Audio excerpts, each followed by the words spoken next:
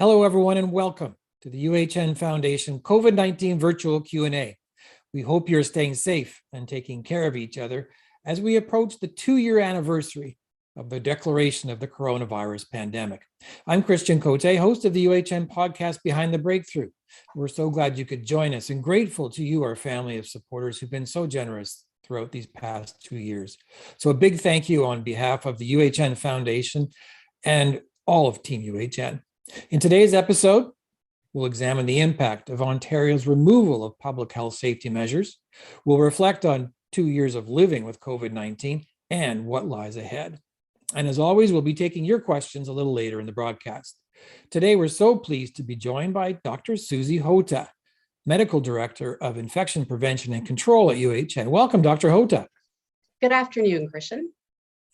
Let's start with the present state of the pandemic in Ontario. It's been, I think, 10 days now since the province began lifting public health restrictions, things like physical distancing, capacity limits on public gatherings, and proof of vaccination.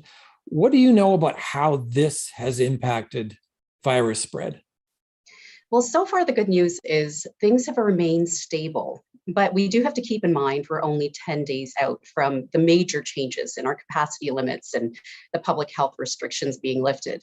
And it can take 2 weeks or even a little bit longer for us to see some of those impacts as well, especially as people may have been a bit slower kind of emerging out of their bubbles and into, social contact again.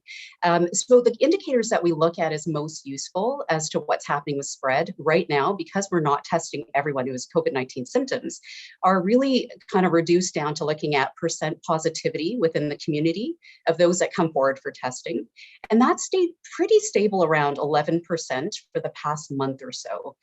So that's good news. And then the other thing is we can look at wastewater sampling, which is a way that we can do surveillance of what's happening in the community. And that came down nicely from our last wave of Omicron, and it stayed pretty stable over the last several weeks, although it is at a higher level than it was in December before the Omicron wave really hit us. It has, like I said, remained relatively stable. So at the moment, fingers crossed, we seem to be doing reasonably well and stable, although at higher levels of transmission than what we had, back in November prior to Omicron. Okay, so given your caveat, has there been much effect then yet on the hospital system in the province? Well, this last wave of Omicron really hit the hospital system quite intensely, and it was the worst that we've faced so far with this pandemic. And cases have come down within hospitalizations across the province and in ICUs as well. We've been sitting relatively stable over the last several days, up to maybe the past week even, around 750 people in hospitals in Ontario who've come in and been diagnosed with COVID-19, around 240 in the ICUs. So the numbers came down from the peak of 4,400 people in the hospital with COVID-19 during this past wave, but they're still elevated and they seem to have slowed in terms of their decrease. So that is something that we're watching. The other thing that's really important when we talk about hospital impact is what's happened to our staffing levels, because healthcare workers were also getting sick, and the impact was felt on all of those different sort of levels. And that has been definitely improved, although we continue to struggle with staffing in healthcare in general. That's going to be a problem that's going to take a little longer, I think, to resolve. What I find interesting is, for several weeks we were hearing about the BA2 variant of the Omicron variant, and it seems to have disappeared off the news cycle anyway. Everyone was saying it's going to be the next wave. What's happened to the BA2 Omicron variant in Ontario? I think that part of the reason is there's so many other important things in the news right now as well. BA2 has not disappeared. In fact, it is increasing in proportion within Ontario. I think the latest estimates would be that it's probably around 20% of what we're seeing within the Omicron variant that is predominant here in the province. There is a real delay in getting that provincial level data out there. If you look at Public Health Ontario's latest report, it reports up to February the 12th, which is almost a month ago already. And at that time, it was around 10% of what was being seen. And so now it's probably around 20, maybe even an upward of 25% of what we're seeing. The impact of that change in variant subtype is really not clear at this point. It seems as though the BA2 variant is more transmissible than BA1 subvariant by about 1.5 to 1.8 times in terms of the rate of growth being greater. But when it comes to, what's the severity impact, we're not really clear on that. And what's the risk of reinfection? A lot of people got, BA1 Omicron infections in the past month and a half. So are they protected from getting BA2? Some suggestions from Denmark are that that can happen, but it's uncommon, which would be good news because that would imply that if we do see BA2 taking off again, we won't face, hopefully, as intense a wave as what we did just recently. This week, we heard that the sort of remaining public health safety measure of masking would be repealed later this month, except in certain areas such as hospitals. The announcement certainly stirred a lot of reaction, especially, say, the head of the Ontario Science Table. The consensus thinking being that this is too soon. What's your take on this move? I do feel it's a bit soon. Like I said, we're still in the process of reopening, and I prefer to do one thing at a time. We don't really know, having made significant changes on March the 1st, what is that going to really translate to? And also with March break being such an important time and people feeling, so motivated to go out and travel now that they can feel a little more comfortable with it, all of that movement and interaction on a different level might translate into some change in what we see epidemiologically. And then there's settings like schools where kids have suffered from so many disruptions, and anything we can do to try and keep things steady and get them through a year without having more disruptions, in my mind would be desirable. So, I prefer to wait a little bit longer and keep masking. I find it personally not such an obtrusive thing, but I know there's a variety of opinions on that. So I guess we watch, and I guess my approach now is we just have to be ready to course correct if things really don't go the way that they should. So the issue that I think for a lot of people is that starting March 21st, it's going to be up to individual Ontarians to sort of make this scientific decision of how to sort of what safety precautions to take. What would be your guidance? It's difficult. And risk assessments, everyone has a different perception, I guess, of what risk is, and has a different tolerance of risk. So, that's valid. I think that that's fine. If you have a different tolerance of risk, then you may make some different decisions from your neighbor who would feel differently. But what you can do is really assess what your personal risk is from suffering from severe symptoms of COVID were you to get infected. What about the people around you that you live with or your close contacts with? Do you have, elderly parents who you visit frequently or who rely on you for help? These are considerations as well. So it does go beyond just the individual risk assessment to some degree, as well, to their circle of who's important to them. But also, what do you do and what are your other obligations? I mean, one thing I think people need to keep in mind is getting COVID isn't just a mere inconvenience. It's actually a period of time that you're kind of out of commission and you need to be isolating yourself. You may not be able to do some things that are important in that time frame. So I think in deciding what you want to do, when you want to do it, how far to go with something that you would want to do, and whether you want to use a mask or other risk mitigation while you're there just to try and reduce that risk, you have to take into account all of those factors. If you have an important interview coming up in a couple of days, you may not want to go out and, go to a large scale social venue where people are not going to be wearing masks and where you think you may not be wearing your mask because you're eating or drinking or whatever it may be. So that is the kind of assessment that people are going to have to get accustomed to doing, at least in the short term, but probably in the medium term, if not even long term. Yeah, and there are specific cohorts, if we're to drill down a little further here on this decision-making process, of people who are vulnerable, like kids under 5 cannot be vaccinated. There's Right. the elderly and immune compromised. What would you recommend to those groups? It's especially difficult because a lot of it's kind of nope, sorry, I can't do any of these things, right? If you wanted to take it to that extreme, again, it comes down to your individual risk tolerance and what you think you can handle. And I failed to mention earlier the importance of having the booster doses and being as up to date as possible in the vaccination regimens that are out there, because those will provide the protection against severe illness. And also with a third dose in most adults, this will reduce transmission, even if if you do happen to get infection. Not perfectly, we know that, but it will reduce it, and that's worthwhile in itself. So I think, people have to just weigh all of those things together. And like I said, in some ways, it's difficult as society, and it's difficult for me to kind of stomach the fact that these risk assessments are going to be so variable from person to person. And some people, unfortunately, are going to end up having to bear the brunt of, having to make some difficult decisions more so than others. And really, if we choose to wear a mask, you're not just protecting yourself, you are protecting those vulnerable sectors of society. The World Health Organization also seems to, I think, share the sort of notion of caution. They've voiced concerns about lifting public health restrictions too soon, because they say, if another variant does emerge, it's really hard to put the genie back in the bottle in terms of ramping up restrictions again. Many of the people I've been reading recently say return to normal hinges on vaccination rate. So I'm wondering, what's your sense in terms of, does Ontario have enough vaccine coverage to sustain the removal of all of these public health restrictions? And can the healthcare system cope should another variant emerge? I don't think we entirely know. I mean, when you look at our vaccination rates in Ontario, they're very high. I mean, if just looking at 2 doses of vaccines, we've got 85% coverage if you look at anybody who's eligible for vaccination. That's 5 and above, ages 5 and above. That's very high. It translates to about 81% of all Ontarians who've had 2 doses.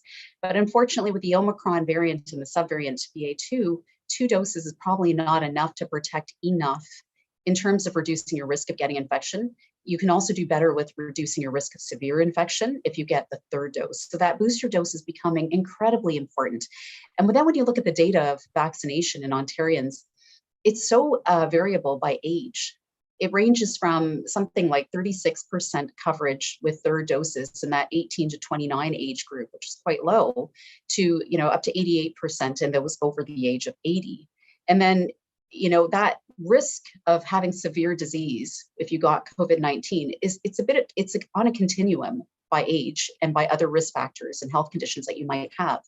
If you looked at the age group of 50 to 59-year-olds, they are, you would be at higher risk in that age group. And the vaccination rate with 3rd doses is still only at around 61%. So, I'm not sure that we're covered enough yet. We really do need to push that 3rd dose, as much as people are so tired of hearing about vaccines. And then for those who are really immune compromised and where the recommendation for a 4th dose has even come out, really making sure that people are as up to date and maximally vaccinated as possible is going to be our best bet to get through this without all the heavy restrictions in place. Well, this week I was reading, apparently in the UK, COVID hospitalizations are again on the rise after removing public health safety measures. Is that a precursor or something we should be sort of mindful of happening? It really is something we need to watch. And it's unclear, how much of that is from public health restrictions being removed, how much of it is from some waning immunity as well. There could be a combination of the 2 things at play. But it is worrisome because, the last Omicron wave that they experienced in the UK was very intense and probably infected more of the population than what we experienced here in Ontario. And so that natural immunity as well is probably lower for us compared to them. So it's taking into account vaccination rates, natural immunity, waning immunity, and all of that. It could very well be a precursor of what we could face. And there are other countries in Europe as well that are starting to see smaller upticks in hospitalizations, Denmark, Switzerland, so a lot of European nations. And I think it's important for us to watch what's happening and what's happened with their public health policies, and also how easy or difficult it may be to try and course correct there. So do you know, Susy, of any kind of modeling yet that's come out that is telling us what to expect the next, say, 4 to 6 weeks in Ontario? Not really. I think the problem with the models is it's increasingly difficult to have, robust models. There's just so much uncertainty in terms of dealing with human behavior and interactions and social interactions, and also losing data just because we're testing differently or less so. So I think it's really more important to just kind of watch our current signals and see, like I said, what was happening in other jurisdictions that are just a little bit ahead of us. So we're on the eve of having endured 2 years of this pandemic. Have you in any way started to process the meaning of these past 2 years? I suppose so, in bits and pieces. I mean, I think we've been through a lot and we've learned a lot of different things. This pandemic's changed all of us in many different ways as individuals, but also as society. Um, and, I reflect every once in a while on how we've changed in society. I think we understand the importance of prevention and of, nobody knew what an epidemiologist was before. We understand a little bit more how important it is to do surveillance and to monitor new emerging health threats, not just infectious diseases, but other health threats too. I think we're doing a little bit better in terms of understanding that. However, there's also some troubling trends that we've seen on, how society can behave when under such a prolonged period of stress that's hitting you in multiple different ways, economically, also in terms of your health and just having less social contacts. And, so I think that I'm trying to process all of that, understand where we are today, and see what's a path forward, because we're not out of this yet. As much as we'd love to, and a lot of the messaging has been, we're done with this. We may feel like we're done with it, but it's not done with us. So we have to continue on. And I think kind of looking to those lessons and how we've coped so far, understanding what's affecting people right now will hopefully help us with how we actually get that, navigate the next year. Well, and to your point that it's not done with this, if anything, these last few years, we've learned this is a really smart virus. Do you have any understanding yet of what makes or what made this virus so unique in its staying power? Yeah, I mean, I think it's all the things that we talk about when we talk about new variants that are coming up that, are important. So the transmissibility, this is a virus that actually transmits from person to person very easily and has increased its ability to transmit from person to person over time and with new variants. And also there's the component of, asymptomatic transmission. So people don't even know that they have the infection and they're transmitting it to others unwittingly, or pre-symptomatic as well. So by the time you come up with the symptoms, you've already unfortunately infected other people. And being so transmissible, it has the opportunity to different people. And as you have different infections, you have new opportunities within a host for the virus to mutate and change. And so that, kind of accelerates that process of evolution and adaptation of the virus, so that, we've seen these different variants come forward over time. The ability to evade the immune system and vaccines is important in some of the variants that we've seen with this virus. So as we develop tools to try and prevent it through vaccines or even the therapeutics to treat people, the virus is one step ahead, already trying to overcome that. So that's another challenge with it. And also the feature of it causing serious illness, but not serious enough that it's going to kill off all its hosts right away. It still has the opportunity to go from person to person.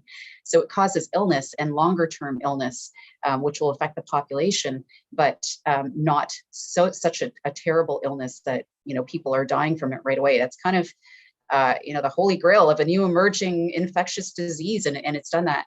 And I guess the final thing is, which we don't talk enough about, but the ability for it to have not just human hosts, but also to be within other animal populations, and that constant spillover and the possibility of the same things that are happening that I just talked about in humans also happening in different animals, along with potentially other viruses that can be reassorting in those other animals. That gives it the opportunity to continue to spill over to humans in different forms as well. So that tap can't get shut off. So I hope I wasn't sounding too dismal in that description, but it is a pretty, I guess it's got a lot of advantages to it, is what I would say. It's a bit diabolical, really. Yeah. In preparation for speaking with you today, I wanted to look ahead at, what are some of the, I guess, what we're looking at over the next several months or even years. And I was reading an essay in Stat that painted 4 potential scenarios for our future with COVID-19. One is, I guess you could call it the best case scenario, where it weakens to becoming something like the common cold. But some of the other potential scenarios are things like it recombining with another virus to become a hybrid virus that spawns a new pandemic.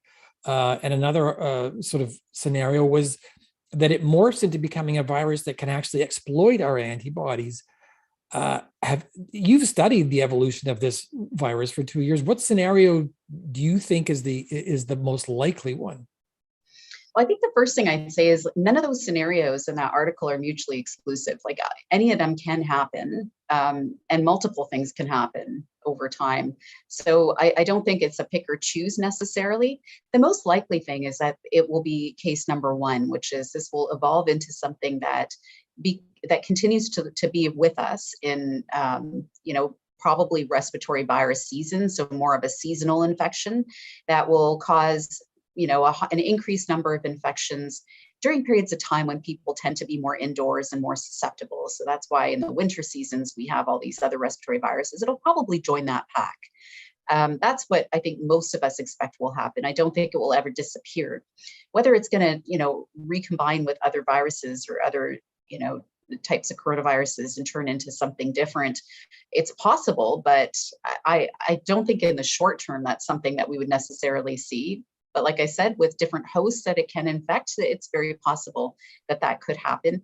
Another scenario that was outlined was tissue tropisms could change. So rather than being primarily a respiratory virus, it could turn into something else. We know that the virus has the receptors for the virus in the gastrointestinal tract. It can have central nervous system changes. So could it become more of a central nervous system virus or have more manifestations within the gut? It's possible. But again, I don't think that's as likely, at least in the short term. That might be something that could happen later. So yes, all of those things are possibilities. Again, they sound even more diabolical than what I described with, the baseline virus itself. But I do think the most likely thing is it's just going to morph into something more sort of generic. I can hear our audience all cheering. Okay, so after 2 years of the pandemic, also, we must address how this has affected healthcare workers, because they really, everyone on the front line, including yourself, I know it's affected a lot of people. Many staff members are burnt out. Some are leaving the profession. Your group in IPAC has been nonstop busy managing outbreaks, working to keep patients and staff safe. How are you and your colleagues coping at this point? I think right now we're coping pretty well because it's quieter and we're having a moment to breathe and recover. But I think in the longer term, there are things that have to be addressed for sure. And it's also a bit uncomfortable for us because of the uncertainty moving forward, in the upcoming months and seeing all the restrictions come off and not really knowing where we're going to be heading again. What's difficult in my field is the sheer repetitiveness of having to deal with the same thing over and over and over again, and the outbreaks being so disruptive and seeing the harms occur and, just feeling like there is actually nothing more we can do to stop it from happening. We've tried it all, so we have to respond instead and just try to, mitigate the risk as much as possible. That's challenging, and it's challenging for that to be the reality forevermore, and so I think we're all hoping that we can come to a point where this is no longer going to be the case, where our lives are dominated by that, and trying to reduce the risk that we feel at this point we've maximized our potential for reducing that risk. So I think that's what a lot of us are feeling. We're also feeling as though we've neglected a lot of things in infection prevention and control, and there are other lethal and scary bugs out there that could transmit within healthcare environments. And it's not that we've completely ignored them over the last 2 years, but I don't think they've gotten the focus and attention and the creative, spirit towards trying to reduce them and prevent them the way that they would have had this pandemic not occurred. And brewing in the background is this other pandemic of antimicrobial resistance, which is a huge focus of our work.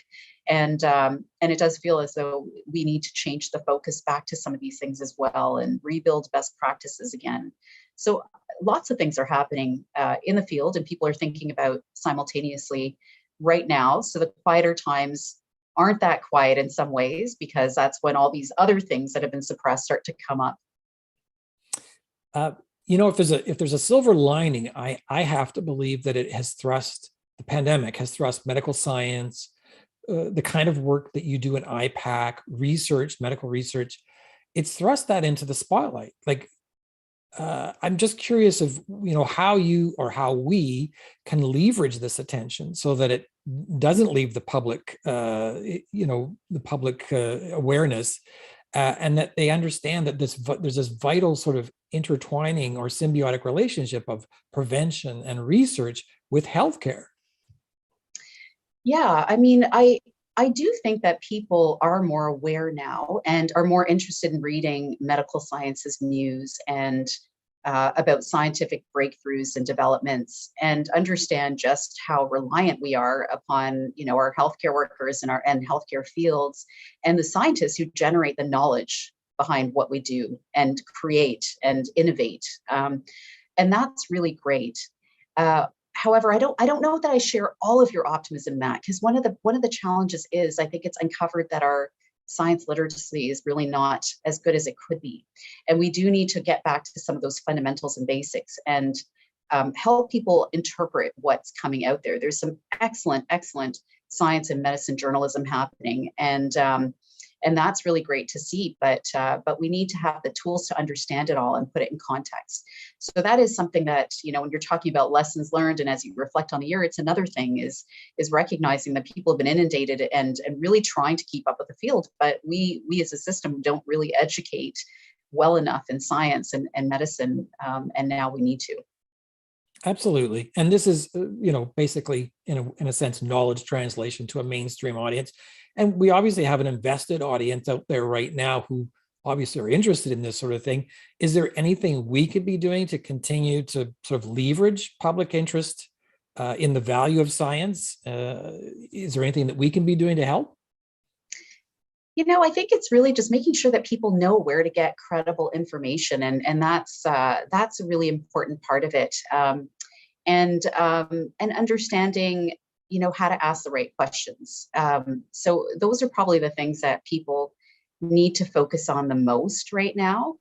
Is there anything more we can do? We need to have forums as well where people who are able to translate the science into something meaningful to the public are available. And, I think that's a big role. Part of my role is even just helping to educate the public, helping to advocate for things, helping to answer simple questions and complicated questions. People have a lot of very complicated questions.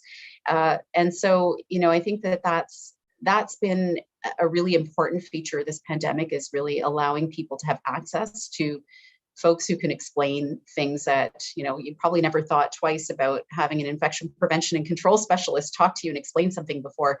But that's important right now. And in the future, it'll be important for other things, other health conditions, other scientific, evolutions and things that develop. So yes, I think it's access to knowledge and credible knowledge. Well, in terms of credible knowledge coming from you, what I love about what you do, aside from work, is the fact you make this information really accessible, which is so critical to helping spread the word to a mainstream audience. All right, and to that end, let's get to the audience questions. We'll do our best to get to as many of them as possible today. First off, from Francisco, is there a way to measure COVID immunity? It is the case of a UHN patient who takes drugs that depress her immune system. Can we measure how protected she is after her third or fourth dose?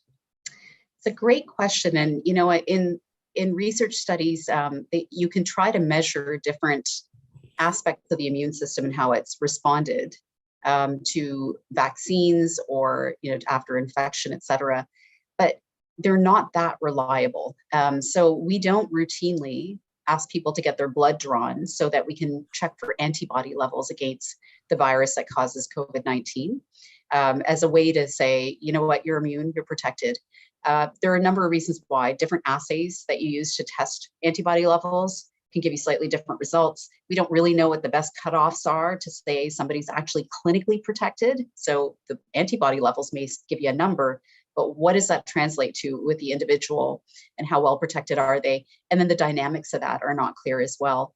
And then finally, there are other components to the immune system that are not so readily measurable in commercial assays that will be really important to protect you against illness. And so the antibody levels themselves are not enough. So the short answer is, unfortunately, no. We just have to kind of go with the science and the recommendations and keep up with what is being said is necessary at that time. From Nancy, during the pandemic, we have learned that my mask protects you. How does this play out for immune compromised people if the mask mandate is ended and the people around us in stores have no masks to contain their germs? So our understanding of the value of masks has changed quite a bit over time. And in the beginning, the emphasis really was about this is something for source protection, as we call it. That means me wearing a mask protects you around me from my respiratory secretions and any virus that I could be emitting at that time. And we know it's not perfect, but it's a good measure. And if we're all doing it, then we have cumulative protection in the environment, the space that we're sharing. But the other part of it is we've always used these, medical masks in the medical field to also protect the wearer as personal protective equipment, or PPE. So masks actually, if you have a good mask, a high quality, well-fitting mask, it's going to do both. It will actually serve as protection to those around you, but it will also protect you. And like I said, this is variable depending on the material that your mask is made of, how well it fits you, and the design of the mask as well. But medical masks that fit you well are going to actually protect you from those around you as well. Next question from Srini. What would be your forecast projection for the next 6 to 8 months, new variants and their virulence and contagiousness? I don't have a crystal ball. I feel like somebody will have to gift me a crystal ball at some point during this pandemic, just as a symbol of the fact that, a lot of these forecasts it's hard to come up with something that's actually going to be accurate. The next 6 to 8 months seems like a long time in this pandemic. I think we will continue to have some blip ups and things will come down. I'm hopeful that we're not going to have as intense a wave as we had back in January with the Omicron BA.1 variant. But that said, with future variants that might emerge, chances are the ones that we're going to know about and talk a lot about are going to be the ones that are more contagious or have some kind of advantage over what's already dominating, right? Because there are hundreds, thousands of different variants and subvariants and lineages of the SARS-CoV-2 virus that are circulating right now. And we don't really talk about them because they're of little consequence. They infect a few people and they don't go very far. So if you hear about new variants, chances are it's going to be that there's something special about that variant that makes it more transmissible, or it's more severe in terms of its infection that it causes, or it's escaping the vaccines or immunity more, and that's what's giving it an advantage. Next question. Are the medical scientists suggesting to get a 4th booster? So 4th doses have been recommended only for very select groups so far. So in Ontario, the indications are for people who are in long-term care homes, retirement homes, or other specific types of congregate settings, as well as those who are moderately to severely immune compromised if more than 3 months has passed from their 3rd dose. So there's a concern that not only do you not mount as good an immune response with the 3 doses as somebody who does have a fully functioning immune system, but also over time it's going to wane. So, that's why the booster doses will likely be needed more frequently in people with compromised immune systems. And also added to that list is people who had 3 doses of a vaccine that's not Health Canada approved can also get the 4th dose of a Health Canada approved vaccine so that we feel more assured about the type of immunity you'd have. Beyond that, there is not yet evidence nor a recommendation to say that we should all be getting our 4th doses right now. That might change in the future because we don't really know how long our immunity will last and what will happen with other future variants that might emerge. And we'll just have to keep up with, again, what the recommendations are. Next question. I am a healthy senior, live alone, and avoided COVID to date, 3 vaccinations and isolating except for walking and shopping. I have not resumed volunteering or seeing family and friends in person. What should I do to increase my activities, see people without a significant risk? It's a very difficult question because nothing is risk-free, and yet it is important for you to actually see people and see your family and do things. We can't live in an extremely restricted fashion for so long. At some point, you have to ask yourself, what is it worth to be avoiding COVID-19? You just have to try and mitigate the risk. you've already gotten 3 doses of the vaccine, which is wonderful. I would suggest that you slowly kind of test your comfort with doing different things. Start with outdoor activities, which are far lower risk than doing things that are out indoors. And the weather's getting nice, that will be more possible. Wear a mask, a well-fitted, well-designed medical mask when you're going to be around a lot of people. And, start to test your boundaries that way. That's where we're at right now. And it's all going to be about what you're comfortable with doing at the time and slowly extending out there. There are a few other things you can consider too in terms of who you are going to see. And, if you feel more comfortable being around people who are also triply vaccinated, then that's your decision to make. And those are the discussions you'll have to have with the people that you see. Absolutely. Next question. Can too many COVID vaccine doses in a short period of time, less than 1 year, be counterproductive? Can immune system become resistant to them? We haven't had any evidence in the past about the immune system being sort of overwhelmed or becoming resistant to responding to any particular type of vaccine or anything that it has to respond to. And there isn't a limit to your immune system's ability to respond to things. I mean, people get exposed to all kinds of different antigens that stimulate the immune system every day by food and external, things that we get exposed to. And so I don't worry about that. And certainly with the repeated vaccinations that have been occurring, 3-4 doses, in some places even beyond that across the world, there's been no signal to suggest that any of the COVID-19 vaccines have caused a problem when you've had multiple doses. So it's of course going to be very important for us to continue monitoring these kinds of things, because we don't typically vaccinate with multiple doses of the same vaccine, like beyond 3 or 4 in a short period of time. So of course, it's going to be something that has to be monitored. But so far, we haven't seen any safety signals. From Kathy, are you less likely to have long COVID symptoms if you have 3 doses of vaccine, 2 doses? Does it matter which vaccines you had? Yes. So if you do get 3 doses of vaccine, your risk of long COVID does go down. Also by virtue of the fact that you can reduce the risk of getting COVID in general if you have 3 doses of vaccine. Even with two doses of vaccine, at least earlier, there was evidence that this would reduce long COVID as well.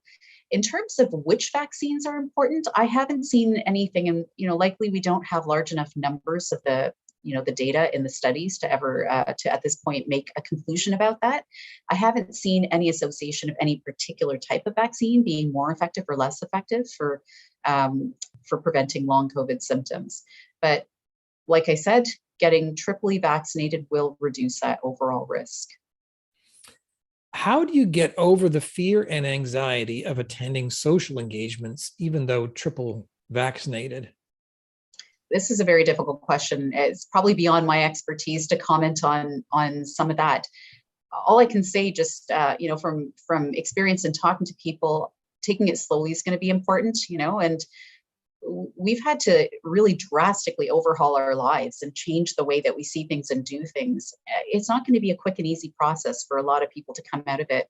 So be kind to yourself, be patient with yourself. And the same with your friends and your families who might be also experiencing this. We just have to be compassionate about it. Understand that everyone's going to take this at a slightly different time. From Carol Walsh, moving forward, living with COVID for the long term, how conceivable would it be to develop a hybrid influenza COVID vaccine, similar to what is done with the MMR vaccine? It is definitely something that are on people's minds. And there are a few companies that are trying to work on hybrid or, these types of vaccines that have multiple targets. They're not as easy to develop as you can imagine. But with mRNA technology, it could be possible to do that kind of thing a little bit more quickly.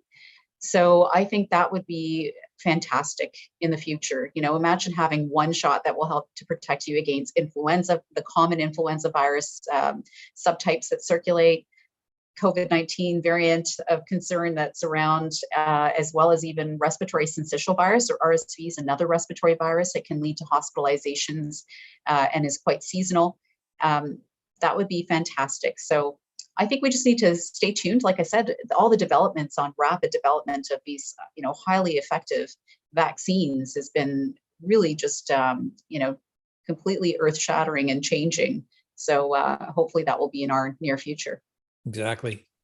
Do tests that measure antigens immunity tell you when you should get booster and if your immunity has waned?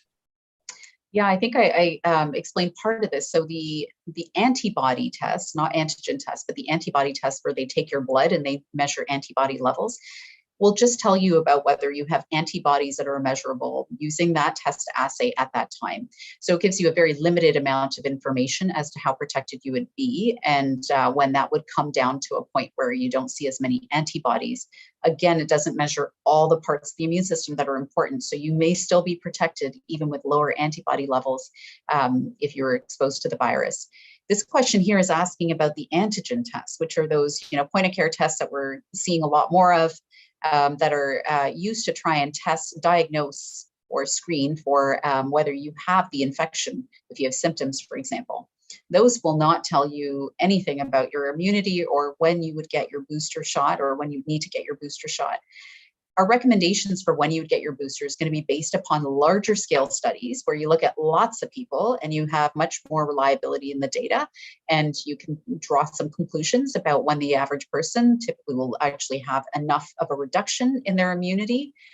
They're more susceptible to infections, being the most important message there, to actually give you a timeline, so 6 months or whatever it may be. This is a question about one of the recent treatments that were just entered the market. Is Paxlovid widely available in Ontario? And what's the protocol to access it for patients? So Paxlovid is not widely available in Ontario. We have a limited supply in Ontario. However, it is mostly restricted to use in people who are at the highest risk for severe illness. And it has to be used within 5 days of the symptom onset. So it's a bit, there's some limitations around, how well you can actually deploy it and use it for people. It also has a number of drug interactions with other drugs. So again, I always am a bit cautious talking about it because it sounds like a really great drug, but you do have to be careful in terms of how you access it and making sure that it's appropriate for you to get it. When it comes to who's currently eligible for it, like I said, it's the highest risk people. So those who are moderately or severely immune compromised, and regardless of whether they're vaccinated or not. And then people who are over the age of 60 and unvaccinated, within some specific groups as well, or over the age of 50 unvaccinated and with high risk conditions. And so they're kind of more specifically laid out. And you do have to actually have a verified test that you're positive for COVID-19. So there are some specific centers where you can get that into that protocol and access the drug. I wouldn't say it's widely available at this point in time. And it's certainly not a good replacement for vaccination, which is widely available to people. Good point.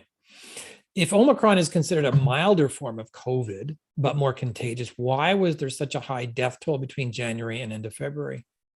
So it does look like Omicron was slightly milder in terms of severity, at least in this wave, compared to some of the previous variants that we've seen. And some of that may actually just be the protective effects of vaccines also showing their face. However, because it caused so many infections to a scale that we've not seen previously, even if the percentage of people who would get severely ill or would die is quite low proportionally, with an absolute number that's so high to kind of select from, you're going to see a higher death toll. The other thing is there is some of the data needs to be a bit cleaned up in terms of who died from the COVID or with COVID. So that might also be influencing the numbers a bit. When and where should we use rapid antigen tests? I needed a water break. Excuse me. Sorry, Okay. nonstop. Yeah, it feels like it. So rapid antigen tests, they can be used. I mean, we're trying to get them out into the public for easy access. And right now, they're best used if you think you might have COVID-19, because we don't have access to PCR tests for the general public unless you're in some of these specific highest risk groups that the Ministry of Health has outlined. So if you become symptomatic with what could be COVID-19 symptoms, respiratory symptoms, fever, cough, even some stomach issues, which we see a little bit more with Omicron, it seems, then you can take your own rapid antigen test and sample your nose. Your throat and nose is what's currently recommended. And within 15 minutes, you can get an answer. Now, that answer may not be that accurate. These tests are not as sensitive in terms of ruling out infection when they're negative, especially with the Omicron variant. But it's something. So if it's positive, it's very helpful to you. Likelihood is you've got COVID-19 if you have a positive rapid antigen test. If it's negative, it doesn't necessarily rule it out. I would recommend you retest yourself 24 hours later, continue to self-isolate. And even if that one's negative, if it looks and smells like COVID, it's probably COVID. Just go through the isolation and don't worry about having to test again. So that's really what the best use is of the antigen tests. They have been used for screening type purposes, and in healthcare, we were using them in the last wave, in particular for a sort of test to work strategy, because we were really facing a lot of shortages of healthcare workers. And if somebody got exposed to somebody in their household with COVID-19 or out in the community, we use this sort of supplemental regular daily testing to help reduce the risk of them, bringing it into the hospital environment, but still being able to work. I think we move away from that when we don't need to use it for that purpose, because it's really hard to know how frequently you'd have to test yourself for that to really be effective. So yes, it would really just be for people to diagnose themselves as if they don't have access to the PCR test right now. Looking back on the last 2 years, do you think Ontario took the right approach? We had the strictest restrictions in the world, did we? Was this the right call in the end? I'm not sure we had the strictest restriction in the world. I think China did, didn't they?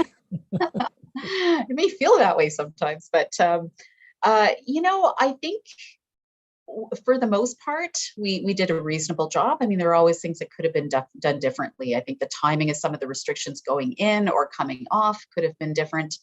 It's always so easy in retrospect to analyze and dissect, and but these are very complex decisions that had to take into account multiple factors.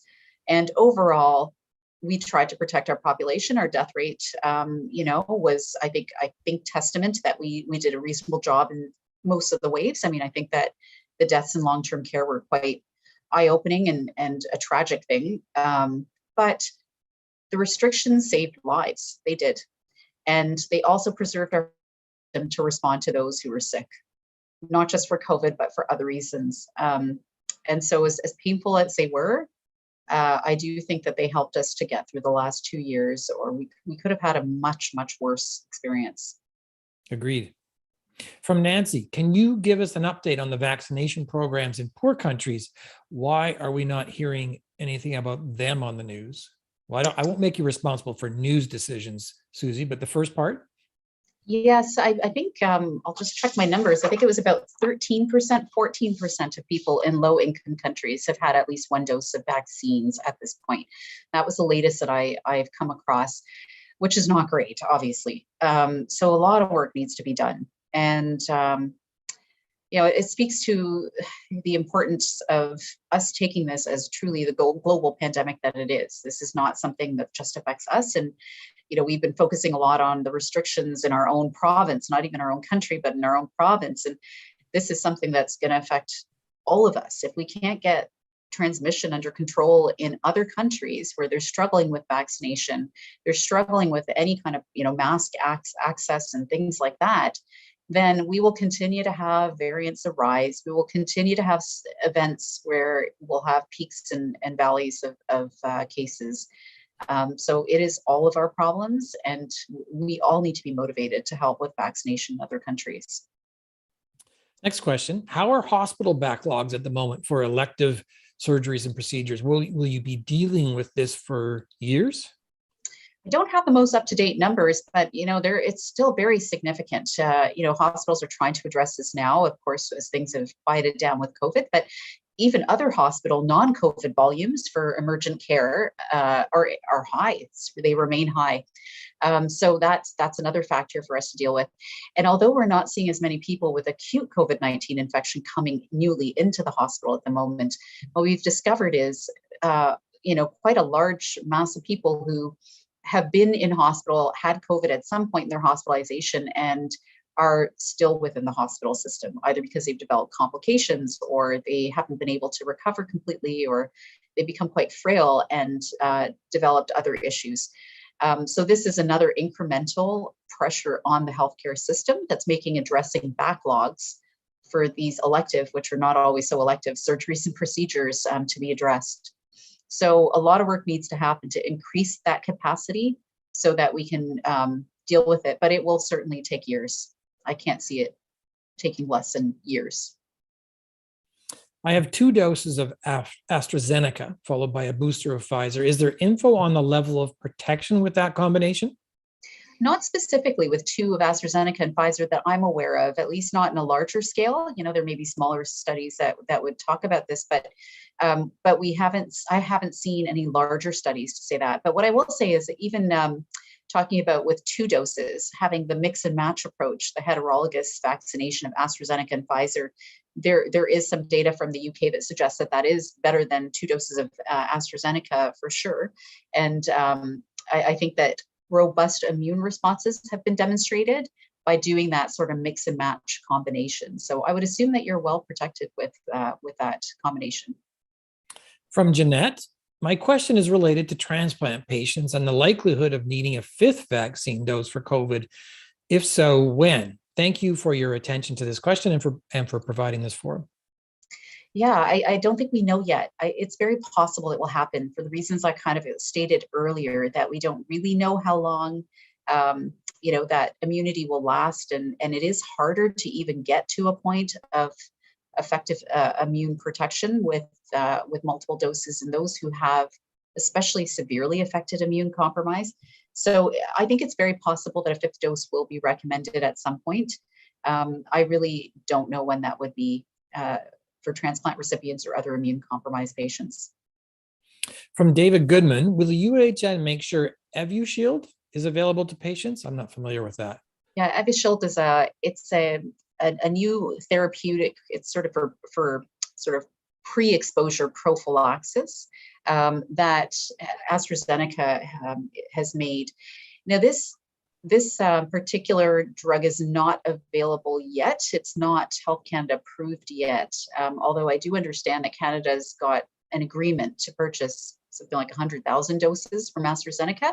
So they are looking forward to the possibility that would get approved. The FDA did approve it, again, like I said, for pre-exposure prophylaxis. So this would be limited to people, primarily those who are immune compromised and, like I said, aren't able to mount good immune responses to vaccines, or for those who have like a real contraindication to the COVID-19 vaccines, they can't safely get those vaccines, to be getting that to try and prevent them from getting infected. It certainly looks like it's promising in terms of preventing infection, at least over the 6 months after having received the infusions. However, it's not, like I said, yet approved within Canada and not available. So once the approval would come through, as per all the other therapeutics, we would be looking at what the recommendations are for how it would be used, and UHN would follow what's been recommended. You're doing great, Susy. Thank you. Next question. With the change in PCR test eligibility, case count number and positive rate no longer a true reflection of transmission in society, what metrics, indicators do we have to assess risk? What is good under control values in wastewater surveillance data? Thank you.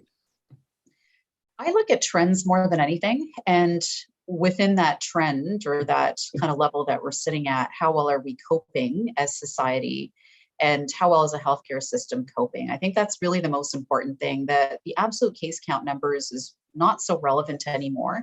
It's about the damage that this virus can cause. That's really what it is. Is it making people really sick? That's indicated by hospitalizations, it's indicated by ICU admissions, it's indicated by deaths. So those are the metrics that are going to continue to be really important. Unfortunately, they're lag indicators. You've heard that term probably. In other words, they take longer to actually show up. And once they've shown up, you're usually on an upward trajectory that takes a little longer to try and, dampen. So it's nice to have what we call lead indicators, things that precede that and can help you understand when you're starting to head on that track. And so I look just overall at the trends of the wastewater surveillance data. When it's starting to go up, I know that I should be aware it may translate to increased cases within the hospital. And that's when we want to make sure that, we won't get to a point where we have to start making, we have capacity issues within the hospital. Several immunologists have said that eventually everyone will get COVID. Is this true? And has this affected, or will this affect public policy? Sure, we can all get COVID over time. It depends on what your lifespan is and how long this is going to be here. I think the bottom line, though, is not about getting COVID. It's about, again, the harms of this and the damage that it would cause. So we want people to be as best protected from the severe illnesses that are caused by COVID-19. And, we can't forget the long-term consequences of COVID-19 infection. So I think it's important for us to not just think about, oh, I'm just going to get it, so it doesn't matter, but what are some of those other consequences and how well equipped are we to deal with them at this time? So I'm much more conservative in terms of my approach. And I don't truly want to get COVID. I'm probably, most of us don't. I don't really want to right now. Maybe 5 years from now, if we have readily available, very effective therapeutics, we've got some good solutions and supports in place for people who do unfortunately end up with long COVID type symptoms, or a way to prevent that from happening. Then it might just be like, who cares? We're all going to get COVID, but we're not there yet in my mind. Is there an anticipated timeline for approving a COVID vaccine for 6 month to 5-year-olds in Canada? I don't know, actually. I've kind of, so there were trialing a lower dose of the vaccine. The Pfizer vaccine, unfortunately, didn't show a good enough immune response at the dose that was selected. And so it's sort of back to the drawing table and trying to figure out what to do about that. So I don't really know how long that's going to take. It's a complicated thing. It's balancing the potential for side effects with, trying to get something that's going to be effective enough. I have a feeling it's not going to be a quick one. It's going to take a lot more time than what we've seen with the previous age groups. Well, and you want to get that right too. Yes. From Kathy, here's a sweet one for you, Susie. Thank you for all your work and dedication on our behalf. How are you doing? Oh, that's such a nice question. I'm doing well. And thank you. And, I think it's really been a pleasure to be able to help people with some of these difficult decisions, or try to interpret what is going on. So I think that's always been a positive for me. But I very much appreciate having the opportunity to do these sessions. And finally, what does the patient experience look like in the hospital now? Is it still overrun in Emerge, or more manageable? It's definitely more manageable. And we still have days where it's super busy in the emergency department, and there are long wait times, and people are unfortunately admitted but don't have a bed to go to. That was a reality actually in our system before COVID as well, and it has been exacerbated by this event for sure. But it's not as bad as it was during some stages of this last month and a half. So it feels calmer. I think people are feeling like it's more manageable at the moment, but we're still short on healthcare workers, and we really need to focus on trying to get more people interested in and into the fields, all these different disciplines within healthcare. It's not just one, it's not just nursing, it's not medicine, it's everything, allied health, all the supportive services that also are part of how a hospital functions.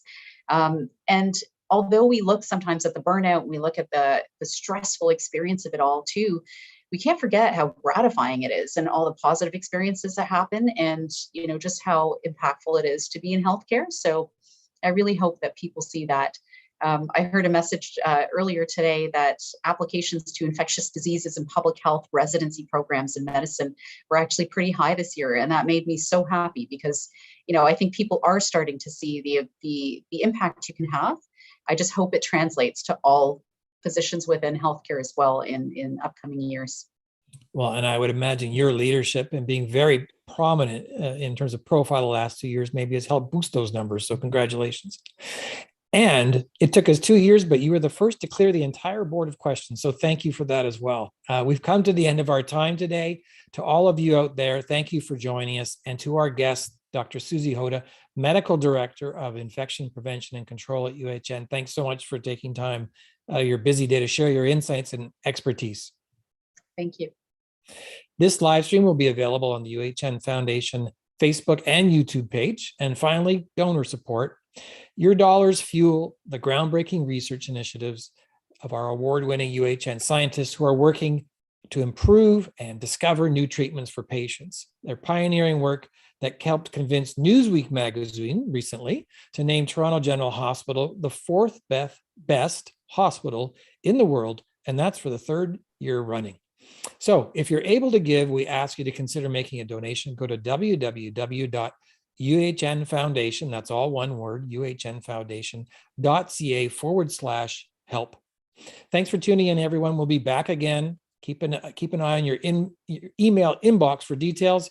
In the meantime, be kind, mask up, and please get vaccinated.